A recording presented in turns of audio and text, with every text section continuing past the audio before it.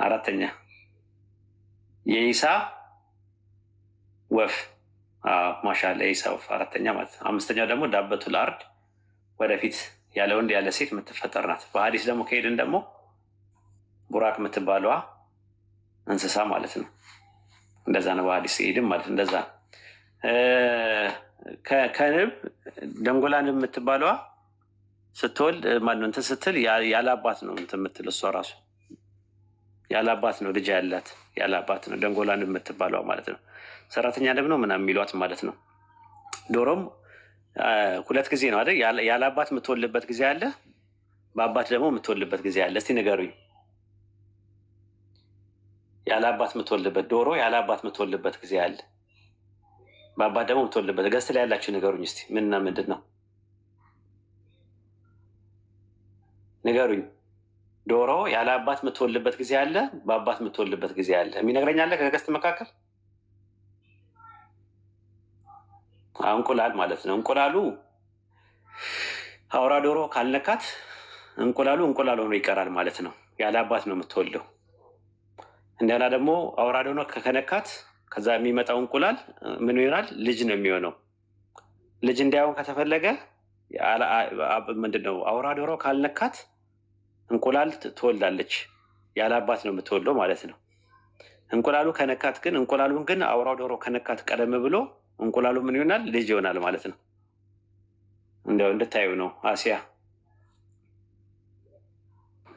ጀዛከላ። አንድ ጥያቄ መጀመር እችላለሁ? ይቻላል። እሺ፣ ነፃ ምርጫ ስለሚባለው ነገር ትንሽ ብታብራራልኝ። የሰው ልጅ ነፃ ምርጫ ያለው በአምልኮት ዙሪያ ነው ወይስ በሌላ ነገሮችም ነፃ ምርጫ አለው? በምንም ነገር ላይ ነፃ ምርጫ ያለው በምንም ነገር ሳይሆን አላህ በሰጠው ነፃ ፈቃድ ማለት ፍሪ ዊል ማለት ፍሪ ማለት ነፃ ማለት ነው። ሁለት ነገር ምርጫ ተሰጥቶሽ ከሁለት አንዱ ስትመርጫ አንደኛውን ስታዩ ፍሪ ዊል ይባላል ማለት ነው። ሁለት ኦፕሽኖች መኖር አለባቸው። ነፃ ፈቃድ ላይ ሁለት ነገሮች አሉ። አንደኛው መብት አለ፣ ሙባህ የሚባል ነገር አለ። ሁለተኛው ነገር ደግሞ የመስኡል አደም ይባላል፣ ሞራል አካውንታቢሊቲ ወይም ደግሞ ግብረ ገባይ ተጠያቂ። ምንም ማለት ነው ሲባል ምሳሌ አሁን ቀይ ወጥ ወይም አልጫ በላለሁ ብለሽ ብትይ ምርጫ ነው፣ እሱም ፍሪ ዊል ላይ ነው ያለው። ነገር ግን ቀይ ወጥ በመብላትሽ አልጫ ባለመብላትሽ ግን የምትጠየቂው ነገር የለም፣ ምርጫው ነው። አንቺ ነሽ ምርጫው የምታከናውኙ። ነገር ግን አሁን ይሄ ነገር ሀይር ነው፣ ይሄ ነገር ሸር ነው ብሎ አላህ ይሄ ነገር መልካም ነው፣ ይሄ ነገር ክፉ ነው ተብሎ እንድታማርጪው ምርጫው ለአንቺ ተሰጥቶሻል። የማመን የመክዳት፣ የመቀበል የማስተባበል፣ የመታዘዝ የማመፅ፣ እምቢ ማለት እሺ ማለት ምርጫው ለአንቺ ተሰጥቶሻል። ያ ነገር ግን ምን አለው? ኮንሲኩዌንስ አለው፣ መዘዝ አለው፣ ነገ ጠዋት ኃላፊነት አለው፣ ያስጠይቃል ማለት ነው። ሞራል አካውንታቢሊቲ ግብረ ገባዊ ተጠያቂነት ያለው ነገር አለ ማለት ነው። ስለዚህ ሰው ልጅ ፍሪዊል አለው ሲባል ፍሪዊሉ በሁለት እንከፍለዋለን። አንደኛው መብት ነው፣ አንደኛው ደግሞ ተጠያቂነት ነው። መብት የሚባለው ነገር ተጠያቂነት የሌለው ነው። እኔ አሁን ቲክቶክ ልግባ አልግባ ብለሽ ብትይ ምርጫሽ ነው። አለመግባትም መግባትም ትችያለሽ። ያ ነገር ብትገቢም ባትገቢም አትጠየቂበትም። ለምን አልገባሽም ተብለሽ አትጠየቂ። ሪዋርድ ኤንድ ፓኒሽመንት የሌለው ነገር ወይም ቅጣትና ሽልማት የሌለው ነገር፣ ኮንሲኩዌንስ መዘዝ የሌለው ነገር፣ ዘበት የሌለው ነገር በአጠቃላይ ምን ይባላል? መብት ይባላል ማለት ነው። ነገር ግን ዘበት ያለው፣ ተስፋ ያለው፣ ዋስትና ያለው ለምሳሌ ሪዋርድ ኤንድ ፓኒሽመንት ሲባል ሪዋርድ ማለት ሽልማት ነው። ሽልማቱ ምንድን ነው? ዋስትና ያለው ነገር፣ ተስፋ ያለው ነገር ካለ፣ በተቃራኒው ደግሞ ዘበት ካለበት፣ መዘዝ ካለበት፣ ቅጣት ካለበት እሱ ምን ይባላል? ተጠያቂነት ይባላል። ሞራል አካውንታቢሊቲ ማለት ነው። አንድ ሰው የመብላትና ያለመብላት፣ አንድ ሰው ሴት መድፈርም አለመድፈርም ይችላል። ግን ከደፈረ ግን ተጠያቂነት አለበት ራሱ። ባይደፍር ይሻለዋል፣ ባይደፍር ይመሰግናል። ጥሩ ጸባይ ያለው ጥሩ ስነ ምግባር አለው ተብሎ ይህን ሁላ የሚያደርገው በምንድን ነው? በፍሪዊሉ ነው። አንቺ መንገድ ላይ እየሄድሽ እያለ ከላይ ከተራራ ላይ ድንጋይ ነገር ፍንቅል ብላ መጣችና ጭንቅላትሽ ፈነከተሽ። ቀበሌ ትከሸዋለሽ? ድንጋዩን ይዘሽው የፈነከተሽ ድንጋይ ይዘሽ ትመቸዋለሽ? መልሰሽ ትናደጅበታለሽ? ለምንድን ነው እንደዚህ ያደረከኝ ትይዋለሽ? አይ አንልም። ለምን አትዩ? ያ ማለት ያ እሱ ተጠያቂ ያልሆነ አካል ስለሆነ አቅል የለውም ማለት ተመልከች። እንግዲህ አቅል የለውም። ግን አንድ ሰው መጥቶ ደግሞ በጥፊ ቢያላጋሽ ምን አረኩት ትይዋለሽ? ለምንድን ነው የመታኝ ትይዋለሽ? ቢያንስ ለይዞች ምናልባት ተቆጥተሽም ተመልሰሽ አንቺን በጥፊ ልታላጊው ትችያለሽ።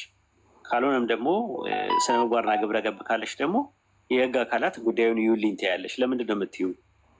ተጠያቂ የሆነ ወይም በራሱ ተጠያቂ። ስለዚህ ተጠያቂ ያለው በፍሪዊሉ ነው። አይ እኔ በቃ ፍሪዊል የለኝም ዝም ብዬ ባቦ ሰጥ ነው ዝም ብሎ በእንትን ነው በግብር ይውጣ ነው ያደረኩት እና እኔ አልጠየቅም ቢል ይችላል?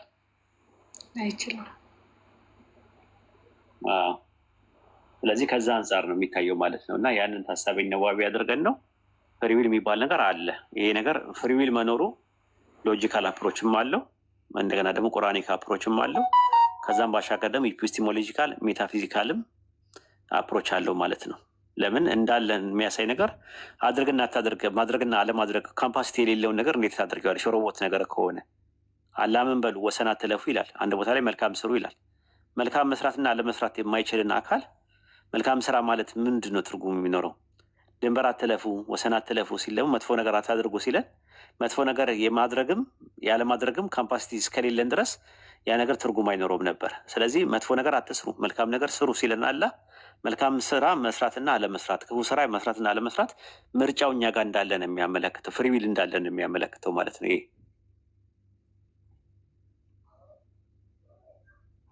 የጀዛከላ ኡስታዝ ጨርሻለሁ። እሺ እናመሰግናለን። ኡስታዝ አሰላሙ አለይኩም ወረህመቱላሂ ወበረካቱ። ወአለይኩም ሰላም ወረህመቱላሂ ወበረካቱ። ኮሜንት አላይም እኔ እንደምትመለከቱት ኮሜንት ስለማላይ ጥያቄ ያላችሁ ሰዎች መግባት ትችላላችሁ። ኡስታዝ የእኔ ጥያቄ ማለት ነው ባይብል ላይ አንዱ አምላክ አብ ነው ስንል አላህን ማለታችን ነው? አላህ የሚለውን አይደንቲቲ አዎ፣ ማን ነው አብ የሚባለውን አይደንቲቲ አዎ፣ ማንነቱ ማለት ነው እንጂ ስሙን አይደለም፣ ስሙ ጋር አይደለም።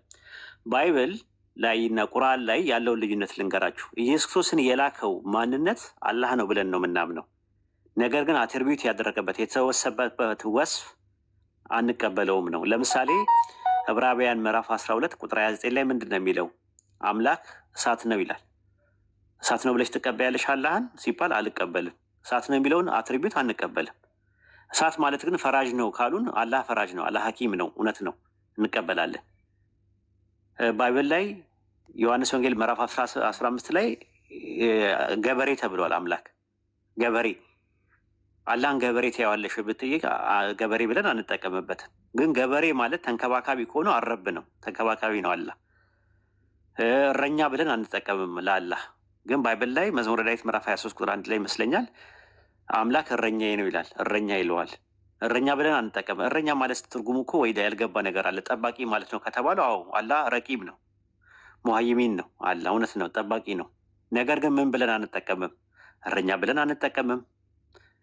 ኦሪት ዘዳግም ምዕራፍ 32 ቁጥር 4 ላይ አምላክ አለት ነው ተብሏል፣ ድንጋይ ነው ተብሏል። አላህን ድንጋይ ነው አለት ነው ብለን አንጠቀምም እኛ ሙስሊሞች። ግን አለት ሲባል ትርጉሙ መሸሸጊያ መጠጊያ ማለት ነው ብሎ ካሉን እንግዲያውስ አላህ አልወኪል ነው፣ ራሱ መጠጊያችን ነው፣ መሸሸጊያችን ነው፣ ዋቢያችን ነው አላህ፣ እውነት ነው። አብ ብለን ወይም አባት ብለን አንጠቀምም። አባት ማለት ኦሪጂኔተር ማለት ነው፣ አስገኝ ማለት ነው ብለው ይሉናል። ማቴዎስ 23 ቁጥር 9 ላይ አንድ አባት አለ ሲል አንድ አስገኝ ማለት ነው ሲሉ አስገኝ አላህ አስገኝ ነው፣ እውነት ነው። በሱረቱ አሽር ምዕራፍ 59 ቁጥር 24 ላይ እንደዛ ነው፣ አላህ አስገኘው አልባሪ ተብሏል፣ እውነት ነው። ነገር ግን አባት ብለን አንጠቀምም። ስለዚህ የተወሰፈበትን ወስፍ ቁርአንና ሀዲስ ላይ በተወሰፈበት ወስፍና በተሰባበት ኢስባት ነው አላህን የምንቀበለው እንጂ ባይብል ላይ ባለው ነገር አይደለም። ባይብል ላይ አይደንቲቲው ከሆነ ስለ አይደንቲቲ ከሆነ የምናወራው አንድ አይደንቲቲ ነው ያለው። ቁርአን ላይ ያለው አይደንቲቲ እና ባይብል ላይ ያለው ሌላ አይደንቲቲ ከሆነ ሁለት አምላክ ነው የሚሆነው። አንድ አምላክ ነው ያለው። በሱረቱ አንከቡት ምዕራፍ 29 ቁጥር 46 ላይ አምላካችን አምላካችሁ አንድ አምላክ ነውና ይላል። በሱረቱ አል ኢምራን ምዕራፍ 3 ቁጥር 64 ላይ በእኛና በእናንተ የጋራ ወደሆነው ቃል ኑ ነው የሚለው። ስለዚህ የጋራ የሆነው ቃል ምንድን ነው? አንድ አምላክ የሚለው መጽሐፍ ላይ መሰረት ያደረገ ነው። የአንድ አምላክን ግን የተወሰበበት ሲፋ ባይብል ላይ ያሉ የተገለጹ ነገሮችን ቁርአንና ሀዲስ ላይ ከሌሉ አንቀበላቸውም። ለምን? እኛ ሙስሊሞች ነን። ያን የምንቀበለው መጽሐፉን ለኮምፓራቲቭ ሪሊጅን እንጂ እምነታችንም አይደለም። ባይብልን የመቀበልም የማመንም ግዴታ በቁርአን ላይ አልተሰጠንም። ቁርአን ላይ እመኑ ተቀበሉ ብሎ ያስቀመጠው በኦሪጂናል ቅርጽ ለኢሳ ብኑ መርየም ዓለይሂ ሰላም እና ለሙሳ ዓለይሂ ሰላም የተወረዱትን ተውራትና ኢንጅል እንጂ አሁን ላይ ፕሮሰስ አድርጎ እላዩ ላይ መጨመርና መቀነስ ተደርጎበት የተጻፈው መጽሐፍ ግዴታ የለብንም የማመን። ግልጽ ነው? አዎ ግልጽ ነው። ግን እዚህ ላይ ኡስታዝ ምን አለ ምሳሌ ኢየሱስ ክርስቶስ እናንተ አምላክ የምትሉት ለእኔ አባቴ ነው ሲል ይህንን እንዴት ነው የምናየው? ማለት አይደንቲቲውና አባቴ ነው ሲል ምን ማለት ነው ብለሽ ጠይቂያቸው። አሁን እሱ ነው እኮ በኋላ ላይ ኦንቶሎጂካል ወሰዱት። የተቀመጠው አናሎጂካል ነው። አባቴ ሲል ለምሳሌ መጽሐፈ ኢዮብ ምዕራፍ ምዕራፍ 38 ቁጥር 28 ላይ በተመለከቸው በእውኑ ለዝናብ አባት አለው እኔ ይላል። አዎ አለው ነው። ማነው አባቱ ሲባል ማነው አባቱ? ፈጣሪ ነው አባቱ። ለዝናብ አባት አለው ሲባል አስገኛለሁ ማለት ነው ትርጉሙ እንጂ አባት ማለት ኦንቶሎጂካል አይደለም የሚወሰደው። ትንቢተ ሚልክያስ ምዕራፍ 2 ቁጥር 10 ላይም ለሁላችን አንድ አባት ያለ አይደለምን ይላል። አንድ አባት አለን ሲል ምን ማለት ነው ስንል ዮሐንስ ወንጌል ምዕራፍ 8 ቁጥር 41 እና 42 ላይ እኛ አንድ አባት አለን እርሱም እግዚአብሔር ነው አሉ ይላል። አንድ አባት ሲሉ ምን ማለት ነው? ማቴዎስ 23:9 ላይ ማንንም በምድር ላይ አባት ብላችሁ አትጥሩ፣ አባታችሁ አንዱ የሰማዩ ብቻ ነው። እዚህ አባት የሚለው ቃል እንዴት ነው? እኔ ወላጅ አባቴን አባት ብዬ አልጠራም እንዴ ስትያቸው፣ አይ አባት የሚለው አናሎጂካል ነው ይልሻል። አሀ አናሎጂካል ነው ኦንቶሎጂካል አይደለም። አዎ ታዲያ 3:25 የነበረው የኒቃያ ጉባኤ ምን አደረገ? አምላክ አምላክን ወለደሃል። ከአምላክ የተገኘ አምላክ የሚል ትምህርት መጣ። ከዛ ቁርአን ምን አለ? ለም የሊድ ወለም ይውለድ አለ። አልወለደም አልተወለደም አለ። ከዛ እነዛ ልጅ ይዟል ልጅ ወልዷል ያሉትን ደግሞ ሊያስጠነቅቅ ነው ቁርአኑ የወረደው። ስለዚህ ፈጣሪያችንን አላህን ቁርአን ላይ አልተወሰፈበትም። በዛ ነገር ላይ ጥንት የነበሩ ነገሮች የሚፈቀዱ በኋላ ላይ ግን ወዳሉን አቅጣጫ የሄዱ ነገሮች የተከለከሉ ነገሮች እናያለን። ለምሳሌ ሀጅ ነቢይ ሴት መጨበጥ ይቻል ነበረ። በባቢሉ ዘመን መሳሳም ይቻል ነበር ሲገናኙ። ነገርን ቁርአን ሲወርድ ተከለክሏል። ምስል ለማስተማሪያነት መጠቀም ይቻል ነበረ። ቁርአን ሲወርድ ግን ተከለከለ። መላይካዎች ስዕል ያለበት ቤት አይገባም ተባለ። ስግደት የአክብሮት ስግደት ይቻል ነበረ። እጅ መንሳት በግንባራቸው ዝቅ ብለው ማለት ነው ይቻል ነበር በባይብል ቁርአን ላይም አለ በጥንት ጊዜ። ግን ቁርአን ሲወርድ በቃ ተከለከለ። ይሄ ነገር አባት የሚለው ነገር አናሎጂካል ተርሞኑ ይጠቀሙበት ነበረ። ሜታፎሪካል ተርሞኑ ይጠቀሙበት ነበረ። ቁርአን ሲመጣ ግን ኦንቶሎጂካል ስለወሰዱት ሙሉ ለሙሉ ቀርቷል እንጂ እኮ አባት የሚለው ቃል እኮ ባለቤት በሚል ይመጣል። አቡ ሁረይራ ታውቂያለሽ የሚባል ሰው የረሱል ሰለላሁ ዐለይሂ ወሰለም ሰሃቢ። ሁረይራ ማለት ምን ማለት ነው? ድመት ማለት ነው አይደለ? የድመት አባት ማለት ነው ወይስ የድመት ባለቤት ማለት ነው? አብ የሚለው ቃል አብ ማለት ባለቤት በሚል ይመጣል። አቡበከር የሚባል የአይሻ አባት አለ። በከር ማለት ወጣት ግመል ማለት ነው። የግመል አባት ማለት ነው እንዲ አይደለም። የግመል ባለቤት ማለት ነው አብ የሚለው ቃል። አቢ ለሀቢ ማን ነው? አቡ ለሀብ የሚባል ሰው አለ። ተበት አቢ ለሀቢ ወተብ ብለሽ ስትይ አብ የሚለው ቃል ምንድን ነው? የመንቀልቅል እሳት ባለቤት ማለት ነው። አባትየው ማለት ነው አይደለም። ባለቤት በሚል ይመጣል አብ ማለት። የሚለው ቃል እናት የሚለው ቃል መሰረት በሚል ይመጣል ቁርአን ላይ እኮ። ለምሳሌ ሱረት ፋቲሃ እናት ተብላለች። መካ እናት ተብላለች። ጥብቁ ሰሌዳ እናት ተብሏል። ኸምር ደግሞ የክፋት ሁሉ እናት ተብሏል በሀዲስ ማለት መሰረት ነው ማለት ነው ትርጉሙ እንጂ እናት ሲባል ባዮሎጂካል ወይም ኦንቶሎጂካል አይደለም የምንወስደው። ሙሳፊር የመንገድ ልጅ ተብሏል። ኢብኑ ሰቢል ተብሏል። ስለዚህ የመንገድ ልጅ ማለት መንገድ እንዴት ነው? ወሎት ነው መንገድ አይደለም። ኦንቶሎጂካል አይደለም፣ አናሎጂካል። እህት ወንድም የሚለው ቃል ሆክት የሚለው ቃል ቢጤ በሚል መጥቷል በቁርአን ውስጥ። ተአምር ቢጤዋን ብናመጣላቸው ይላል ቁርአን። ቢጤ ለሚለው ቃል ሆክት ተብሎ ነው የተቀመጠው፣ እህት ተብሎ ነው። ግን እህት የሚለው ቢጤ በሚል ነው የመጣው እና እነዚህ እናት፣ እህት፣ ወንድም፣ አባት ምናምን የሚሉ ነገሮች አናሎጂካል ተርሞ ነው ይመጣል። ግን አላህ ጋር ግን በፍጹም ተከለከለ። በቃ አለቀ። ወዳሉ ነገር ውስጥ እንዳይገቡ። ግልጽ ነው። አዎ ግልጽ ነው ኡስታዝ። ያኔ አሁን ምሳሌ እንደዚህ ክርስቲያን ወገኖች እንዳመለካከታቸው ነው ማለት ነው። ሀብ የሚለው ነገር አስገኝ በሚለው ከሄዱ እንስማማ እንችላለን፣ እንስማማለን። ግን አባት የሚሉ ኦንቶሎጂካል እናንተ አምላካቸው የምትሉት ለእኔ አባቴ ነው ሲል አስገኘ ነው ማለቱ ነው። ያስገኘው እሱ ነው። እንደዛ ከሆነ እንስማማለን። እኛ እንደዛ ነው የምንረዳው። አይ ሌላ ትርጉም አለው ካሉን ግን አምላክ አምላክን ከወለደ ደግሞ ሁለት ነው የሚሆነው። ከኛ ትምህርት ጋር ይቀርናል፣ አንቀበለውም።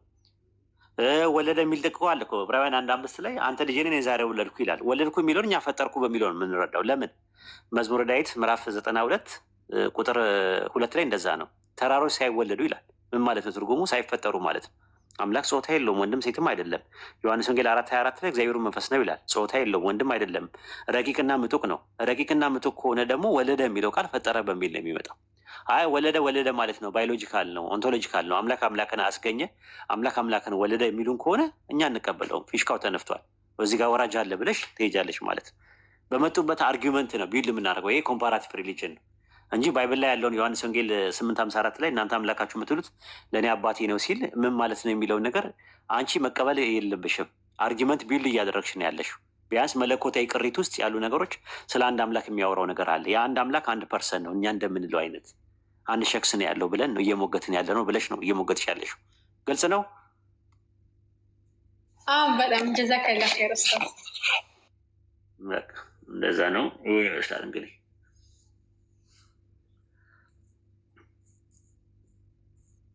እሺ ዱከም ማኛው ወይ ማኛው ሰላም ነው? አዎ በእናትህ ነፍሴን ታረከዋለህ። እግዚአብሔር ምን ላድርግ? ጠፋ እኮ የዋሽታውን ክብኝ እኮ ትላንትና የመኪና ጎማ ስር ተኝቼ ነው ያዳመጥኩ። ሲኖዎች አሉ፣ ሲኖ ተረድረው የሚቆሙ እዛ ስር ተኝቼ ነው የሰማው። በቃ እርክት ነው ያረከኝ አባቴ። የለም ቤት ገብተን እኮ አለው እኮ ጨዋለው እኮ ምንም ድምፅ ወደ እናንተ አመጣም ስልኩ። አዎ አይ ጥሩ ውይይት ነበር አይደለ? ጆባይት ነስ በጣም እንዴ ቤቱን በስርዓቱ መራ። በቃ የሐዋርያ ቤተክርስቲያንም ጥሩ ሲወያዩ ነበር። አንድ ልጅ መጥቶ ደግሞ የሆነ አናሲሞስ ነው ምናምን ዋን ስሙ ነው ምናምን የሚል ስም አለ ካልበጠበጥኩኝ ብሎ አባረሩት መሰለኝ። አልበጠበጥኩ ሲሆን ስድብ ሊጀምር ሲል ስሜታ የሆነ እንዴ በስሜት እኮ አይደለም እምነት በስሌት ነው። በስሌት ነው፣ በእውቀት አይደለም፣ በሙቀት አይደለም፣ በእውቀት ነው አይደል? አዎ እንዴ በእውቀት ነው እንጂ በሙቀትማ ከሆነ ጫት መብላት ነው። ጫት መብላት ነው። እሺ ቆይ ወይ ጥያቄ ልጠይቅማ። እሺ ምንድን ነው የማታውቀው? እንደዛ አጠይቀኝ። በቃ እሺ ይቅርታ። እንደዛ አጠይቀኝ። ይኸውልህ ምሁራን ምን ይላሉ መሰለህ? አራት ሰዎች አሉ ይላሉ። አራት አይነት ሰዎች አሉ ይላሉ። እሺ የመጀመሪያዎቹ አለማወቃቸውን የማያውቁ ናቸው። አለማወቃቸውን የማያውቁ ሰዎች ስቱፒድ ይባላሉ፣ ደደብ ይሏቸዋል። አለማወቃቸውን የሚያውቁ ሰዎች ደግሞ ስቱደንት ይባላሉ፣ ተማሪ ይባላሉ። ነገር ደግሞ ማወቃቸውን የሚያውቁ ሰዎች ደግሞ ምን ይባላሉ? ዋይዝ ጥበበኛ ይባላሉ። ከዛ በኋላ ደግሞ ማወቃቸውን የማያውቁ ሰዎች ደግሞ ሊደር ይባላሉ፣ መሪ ይባላሉ። እኔ ሁለተኛው ደረጃ ላይ ነኝ ያለሁት። አለማወቄን ነው የማውቀው። ስቱደንት ነኝ፣ ተማሪ ነኝ። ገብተዋል? አለማወቄን እማቅ ሰው ነኝ። አላስቀየምኩም አይደል? ወይ አላስቀየምከኝም፣ ግን ጥያቄው ስለከበደኝ ነው። እንደዛ አይባልም ነው። ብዙ ነገሮች አሉ። ከአንተም ራሱ መማራቸው እኔ እዚህ የምመጣው አውቃለሁ ብዬ አይደለም የምመጣው። ማላውቀውን ነገር ራሱ አዳዲስ ጥያቄዎች ሲመጣ ጥያቄ ስለምወድ በጥያቄ በሚመለሰው መልስ ትምህርት እንዳገኝበት ነው። ማላውቀው ነገር ካለ ሪሰርች ላደርግ ነው። ሞር ኢንቨስቲጌት እንዳደርግ ነው። ሞር ደግሞ የማውቀውን ነገር እያዳበርኩበት ነው። ልክ አንተ ብረት ነገር ብታስቀምጠው ምን ይሆናል? ብረት ስታስቀምጠው ምን ይሆናል? ካልተጠቀምክበት በደንብ እንትን ካላለ ምን ይሆናል? ኑከ ምን ይሆናል? ብረት ኑከ እየሰማሁ ነው። ቆሌን ገፈፍከኝ እኮ ያስቀየምኩ መስሎኝ ደንግጬ ልወርድ ነበር። አይደለም ምን ይሆናል? ብረት ካልተጠቀምክበት ካልሞረድ ይዝጋል፣ ይደነዝዛልም ራሱ ይዶልዛልም ራሱ። አሁን ለምሳሌ ቢላዋ በደንብ መሞረድ አለበት። ከዛ በኋላ በደንብ መቀባት አለበት፣ ዋርኒሽ መቀባት አለበት ምናምን ነገር። ካልተጠቀምከው አያብለጨልጭም። እንደዛ ማለት ነው። እና እውቀት ሲቀመጥም እንደዛ ነው፣ ሊዝግ ይችላል። ከዛ አንጻር እንዳይዝግብኝ ስለማስብ አምጥቼ እዚህ ደግሞ የተወሰነ ነገር እጠቀማለሁ ማለት ነው። ከዛ አንጻር የምን ቆሌ ያለ ቆሽት ነው ያለ አንተ ቆሽትማ የሚቃጠል ነው እሱ ስትናደድ። ቆሌ ደግሞ የሆነ የምደነግጠው ነገር ነው። ናላ ደግሞ አናት ውስጥ ያለ ነገር ነው ስትወዝ ማለት ነው፣ ሲዞርብህ። ቆሽት ናላና ቆሌ አንድ ነገሮች ናቸው። ቀልብ በሚባለው ይመጣል በአረብኛ። ቀልብ ማለት ልብ ማለት ነው። ቀልብ የሚለው የአረብኛ ቃል ነው። በነገራችን ከቀልብ ጋር ሁን ምናምን ሲሉ አልሰማም አንዳንድ አባቶች። ቀልብ የሚለው የአረብኛ ቃል ነው ራሱ። ልብ ማለት ነው። ልብ ማለት ነው በአረብኛ። ልብ የሚለው ቃል በሶስት ይከፈላል። ሶስት አጠራር አለው። የሚነግረኝ ሰው አለ? ያገማ ሲነገሩኝ የሚነግረኝ ቀልብ የሚለው የአረብኛ ቃል። ቆይ ሌላ ጀምራ ጥያቄ እኮ ልጠይቅህ ነው ገና። እኔ በጣም በቃ እኔ ማድረገውን ሰዓት እኮ ነው ጥያቄ ጠየቅኩ። ትጠይቃለህ ግን እዛ ጋር ይንገሩኝ። ፉአድ አንደኛው፣ ማሻላ ሳሚ ሁለተኛው፣ ፉአድ አንደኛው፣ ቀልብ ሁለተኛ፣ ቀልብ። እሺ ቁሉብ የቀልብ ብዙ ቁጥር ነው ኢድሪስ። እሺ ሶስተኛው ቶሎ በሉ። ሶስተኛ ቀልብ አላችሁት እኮ ቀልብ አላችሁት። ቀልብ፣ ፉአድ፣ ሶድር። ማሻል ሶድር ሶስት ናቸው። ልዩነታቸው ሌላ ቀን አስተምራቸዋለሁ በደንብ። እነዚህ ሶስቱ ፉአድ የሚለውን የቱ ጋር ነው የምትጠቀሙበት? ቀልብ የቱ ጋር ነው የምትጠቀሙበት? ሶስቱም ግን ልብ ነው በአማርኛ የተባለው። ፉአድ ብዙ ጊዜ ከአቅልና በአቅልና በቀልብ መካከል ያለ ነው። ስለሱም አስተምራቸዋለሁ። ቀልብ የሚባለው ብዙ ጊዜ ደግሞ ከስሜት ጋር የተያያዘ ነገር ነው። ኢሞሽናል ፓርት ነው። የኢማን መቀመጫ ነው። የአላህ ንግስና ራሱ ነው። የልባችን ንጉስ ነው አላህ ራሱ ማለት ነው። አላህ እንዲቆጣጠረው የምናደርግበት ፓርት ማለት ነው። ከነ ነፍስያችንን ረገጥ የምናደርግበትና አላህ ሙሉ ለሙሉ ሊላሂ ብለን የምናደርግበት ነው ቀልብ የሚባለው። ቀልብ በጣም ብዙ ቫሉ ያለው። ኦኬ ቀጥሉ። ባለፈው የተወሰነ ነገር ነካክታልና ይሄ ኢዩኤል ምዕራፍ 2 ላይ ኢዩኤል መጽሐፍ ኖርማል የትንቢት ቃል ነው አይደለ? ግን መጀመሪያ እንዳልገው ኢዩኤል ምዕራፍ 2 ቁጥር 30 ከ28 ጀምሮ ያለው እስከ 32 አካባቢ የአምላክ ቀን ሳይመጣ ጨለማ ወደ ጭጋግ ምናምን በስጋ ለባሽ ላይ ከመንፈሴ ያፈሳለሁ የሚላል። ያ የሚፈሰው መንፈስ ምንድን ነው? እሱ የጭጋገን ውስጥ የምታቱ ቀን የጭጋገን ውስጥ የጭንቁ ቀንስ ምንድን ነው? እሱ የጭንቁ ቀን በሰባ ኤዲ ላይ ነው። ራሱ ጀነራት ቲቶ መጥቶ ቤተ መቅደሱ የሚያጋይበት ነው። ዮሐንስ ወንጌል ማቴዎስ ወንጌል ምዕራፍ 3 ቁጥር 3 ላይ ብትመለከተው ማን የሚያጋይበት? በሰባ ኤዲ ላይ ኢየሩሳሌምና መታ የምትጋይበት የምጠፋበት ነው። አይሁዶች የሚቀጡበት ቅጣት አለ። ትንቢተ ሚልክያስ ምዕራፍ 4 ቁጥር 5 ላይ ስትመለከተው ታላቁ የሚያስፈራው የያህዌ ቀን ከመምጣቱ በፊት ነቢዩ ኤልያስን እልክላቸዋለሁ፣ መጥቼ ምድርን በእርግማን እንዳልመታ የአባቶችን ልብ ወደ ልጆች የልጆችን ወደ አባቶች ምን ላለው አለ ትላለው አለ። ያን የሚያደርገው ምንድን ነው? ማቴዎስ ወንጌል ምዕራፍ 21 ላይ ብትመለከተው ከቁጥር 33 ላይ የዮና አትክልት ባለቤት ምን አደረገ ይላል? ባሮቹን ላከ፣ ባሮቹን ገደሉበት። ከዛ ልጄን ያፍሩት ይሆናል ብሎ ልጁን እንትን አሉ ማለት። በመጨረሻም የወይን አትክልት ባለቤት በሚመጣ ጊዜ ምን ያደርጋል ሲላቸው ክፉዎችን በክፉ ያጠፋል አለ። ስለዚህ በሰባ ኤዲ ላይ አብ ወይም ደግሞ ያህዌ ምንድን ነው ያደረገው? መጥቶ ክፉዎችን በክፉ አጠፋ፣ በሮማያኖቹ አጠፋቸው ማለት ነው። ያ ቀን ለዛ ነው ያው ማቴዎስ ወንጌል ምዕራፍ 3 ቁጥር 3 ላይ ስትመለከተው ዮሐንስ ንስሐ ግቡ እናንተ የፉኝት ልጆች ሆይ ከሚመጣው ቁጣ እንድትድኑ ማን አመለከታችሁ ብለው ያላቸው።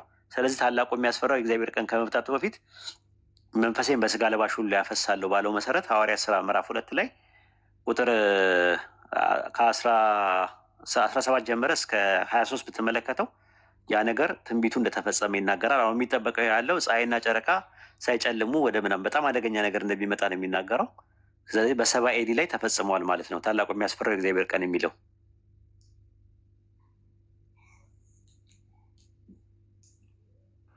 ግልጽ ነው።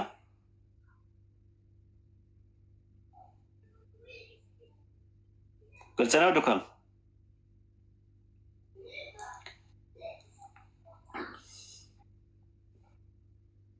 አለ። ዱከም እሰማለሁ። ባይዘወይ ያ ተሰማለሁ። ኡስታዝ ኦኬ፣ ግልጽ ነው። ዱከም እንደዚህ ያጠፋዋል። ስልኬ አንዳንዴ ድምጼ ይሰማቸዋል። ሰምተኛል አይደል ያልኩትን? አዎ ሰምቻለሁ አንድ ባንድ እንዴ። ስለዚህ የኢዩኤል ምዕራፍ 2 ተፈጽሟል። ከመንፈሴ በስጋ ለባሽ ላይ ከመንፈሴ ያፈሳለሁ የሚለውስ ምንድን ነው? ምን ማለት ነው? መንፈስ ቅዱስና ያፈሰሰው ሐዋርያት ሥራ ምዕራፍ 2 በዓለ ሃምሳ በሚባሉ ላይ ተሰብስበው በነበሩት ላይ መንፈሱን አፈሰሰ። ኦኬ ሪል ፈሷል። በትክክለኛው አፈሷል ማለት ምሳሌ አነጋገር ነው። ነፍሴን አፈሰስኳት የሌለ ይኸው። እሺ ማለት ነው መሰጠትን የሚያመለክት ነው።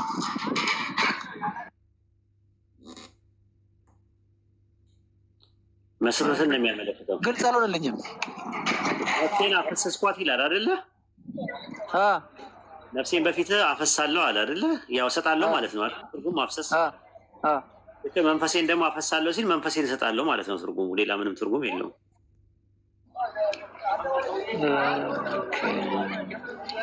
አልተዋጠልኝም። ታዲያ ምንድን ነው ማፍሰስ ማለት? ምን ማለት ነው? ሌላ የተረዳው ነገር ካለ ንገረኝ። ስለ ምንድን ነው የፈሰሰው ነገር? እዛ ጋር የተለያዩ ቋንቋ ታያቸው፣ ልሳን ተናገሩ ምናምን። ምንድን ነው የፈሰሰው? መንፈስ ነው የፈሰሰው? ቅዱስ መንፈስ ቅዱስ። ኦኬ። አይ ከባለፈው ጋር እኮ እንደ መጋጨት ነገር ስለሆነብኝ ነው አይደል? ከምኑ ጋር ንፋስ ምናምን ብሎ እንትን አለ አይደል? ውሃ ላይ ተጽፎ ነበር ምናምን ነገር ከነገርከኝ ጋር መንፈስ ቅዱስ አይደለም እንደ ንፋስ ነው የሚለው። እንደ ንፋስ የተከፋፈሉ ልሳኖች የታያቸው በእያንዳንዱ ላይ ተቀመጡባቸው። ምንድን ነው የተቀመጠባቸው እዛ ጋር የሚለው ጋር ነው ትንሽ አልመጣልኛል። ተቀመጡባቸው ማለት አረፈባቸው ማለት ነው። ልክ ኢየሱስ ሉቃስ 4:1 ላይ መንፈስ ቅዱስ አረፈበት ይሌል እንዴ? ተቀመጠበት ይሌል? እዛ አረፈበት ማለት ነው። መንፈስ ቅዱስ አረፈበት ማለት ነው። በትክክል አየሁ። ሌላ ነገርም እዚህ ጋር ሌላ የሚገርም ነገር ነው ይመጣልኝ። እሺ በቃ ምርጥ ነው። ጠይቅ። አይ ምርጥ ነው። በቃ ምንም የምጠይቀው ነገር የለኝም። ትክክል። እሺ እድሜና ጤና ይስጥ የእናቴ ልጅ። አንተ ላጨኝ ብቻ ሰዓት ስለምና አንተ ብቻ ላጨኝ እዚህ ቁጭ ብለህ አትስለምና። አረ ልማር ተወኝ በእናትህ። ስለምናምን አትበለኝ፣ ልማርበት።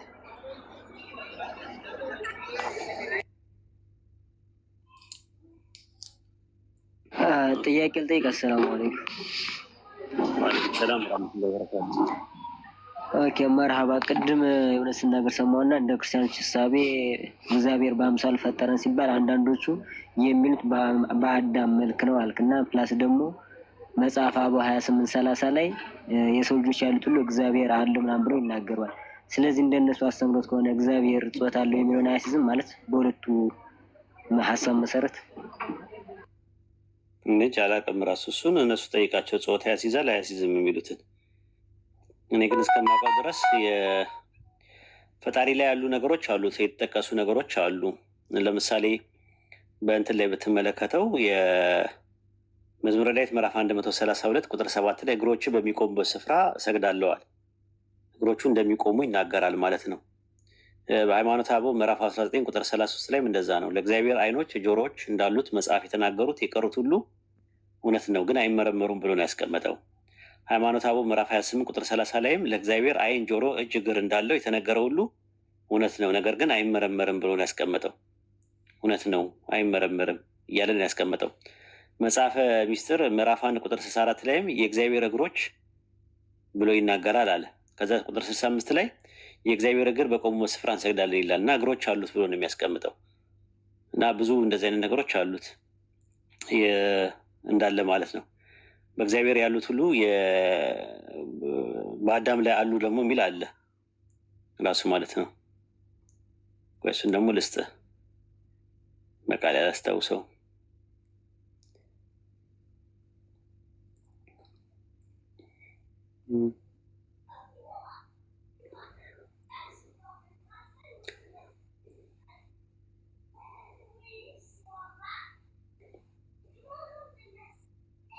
መጽሐፈ ሚላድ ዘወርኃ ግንቦት ቁጥር 7 ላይ በአዳም ላይ ያለው መልክ ሁሉ በአብ በወልድ በመንፈስ ቅዱስ ላይ አለ። ራስም ቢሆን ገጽም ቢሆን ጆሮም ዓይንም ቢሆን አፍንጫም ቢሆን ከንፈርም ቢሆን እጆችም እግሮችም ብብቶችም ቢሆኑ ለአብም ለወልድም ለመንፈስ ቅዱስ ሙሉ አካል አላቸው።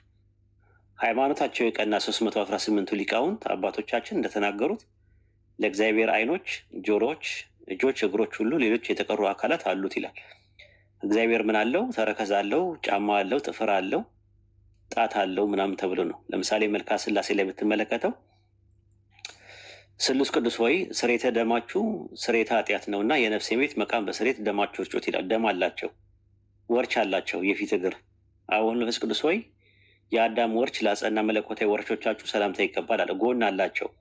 አሁን መንፈስ ቅዱስ ሆይ ለጎኖቻችሁ ሰላምታ ይገባል። ከርስ አላቸው። ከርስ ታውቃለህ? ሆድ።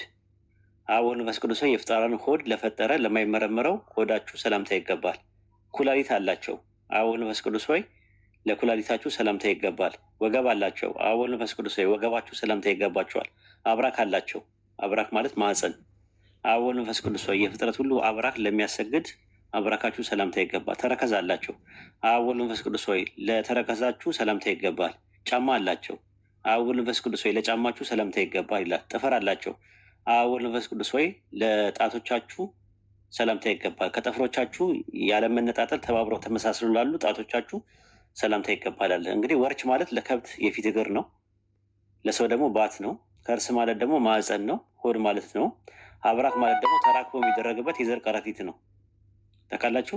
አብራክ የሚባለው ተራክቦ የሚደረግበት የዘር ከረጢት ነው። ደምና ኩላሊት ደግሞ ስጋ ነው። ሌሎችንም እሺ። ከርስ ግን ምን ያደርግላቸዋል? ምግብ አይበሉ። እሺ እንትን አያረግዙም። ደግሞ አብራክስ ምን ያደርግላቸዋል? ወይ ተራክቦ አያደርጉም። እና እንደዛ ነው። ይህን ይመስላል። አመሰግናለሁ ኡስታዝ።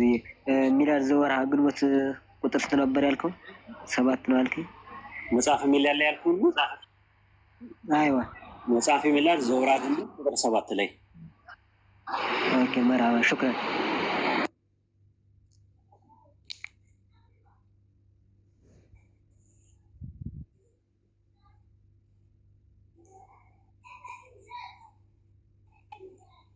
እሺ